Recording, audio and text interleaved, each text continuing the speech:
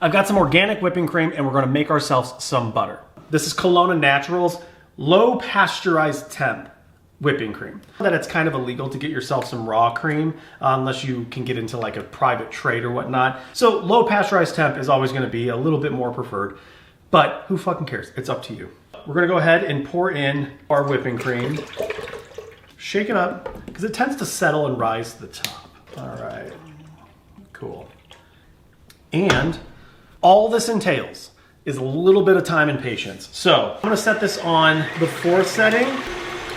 All right, so take your splash guard, set it in place. If you want an extra layer of protection, go ahead and drape over so that splatter doesn't come out. So our goal is to let this run, and that constant motion is going to start to get everything to separate. So we're gonna get our buttermilk and we're gonna get our butter, that curd that's gonna come out of the milk. So you end up with actually 2 different things that you can use in the kitchen.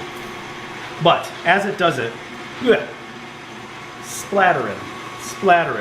All right, while that's going, let's talk about it for a second. So low temp pasteurized versus ultra high temp it really comes down to, again, flavor, texture, the rich, creamy fullness of the cream. I mean, when you think about ultra pasteurized at such a high temperature, I mean, it's zapping. You're just zapping all of the nutrient out of it. But this is probably gonna be the best option you can find on the market. I'm not being paid to say this. I don't have any partnerships. I'm a nobody. I'm just saying that this has been tried and true for me in the past. I love it, tastes great.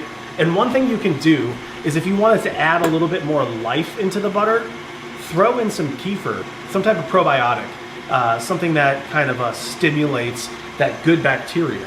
We're starting to get that thick, creamy texture. I'm gonna amp this up and we're gonna put the cover back on and let it get finished.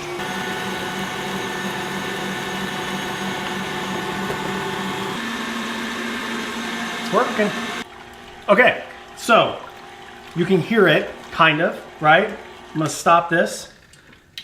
Now watch, as we lift. Butter. All of our butter clumped together. I mean, can we just look at it?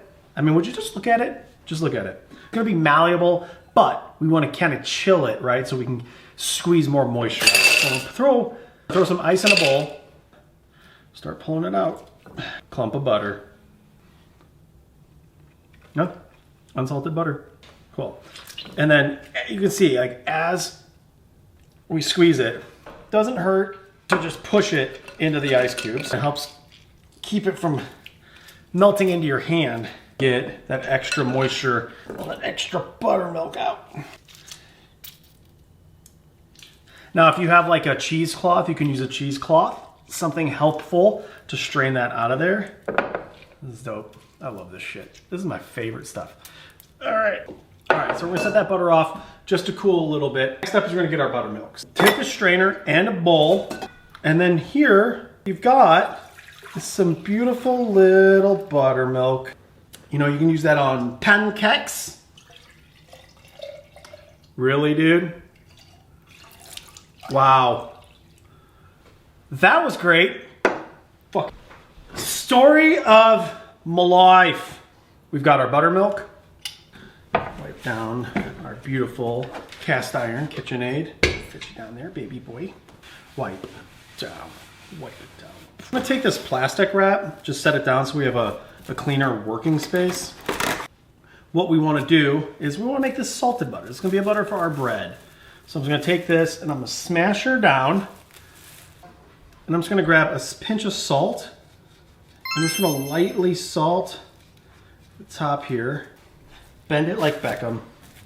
We're just gonna fold, right? So that's all we're gonna do. We're gonna fold in our butter. Got this beautiful butter keeper, nice little crock from a friend's store in Gilroy. This is where Earlywood really comes in clutch. All right, take about half of it, pop it in there. And the goal is to try to get every bit of the air bubbles, because we don't want air in there, otherwise cause the butter to go rancid. This is a perfect tool for this. Just compress the butter. So what we have in here is some moderately less than room temperature water. This is gonna help keep an airtight seal around the butter. And then you just go ahead, boom, set it in there. And now this just sits on the counter. And then when you want it, pop it open, fucking get some butter, baby. It's taste test time. I've got 1 piece of delicious city sourdough from Amelia's Market in Indianapolis. Take a nice heaping tablespoon of our homemade butter, spread her across the dap. That is so much creamier than the store-bought butter we just bought the other day to make some grilled cheese. I rate this whole experience 10 out of 10 because you get to do something fun you normally don't do. You make great product out of it. It's delicious, it's full of flavor, it's got a great texture, and you get some buttermilk. Maybe we'll make pancakes, maybe we won't. Maybe I'll just forget about it and throw it away like our lettuce. But again, give it a shot. See you next time.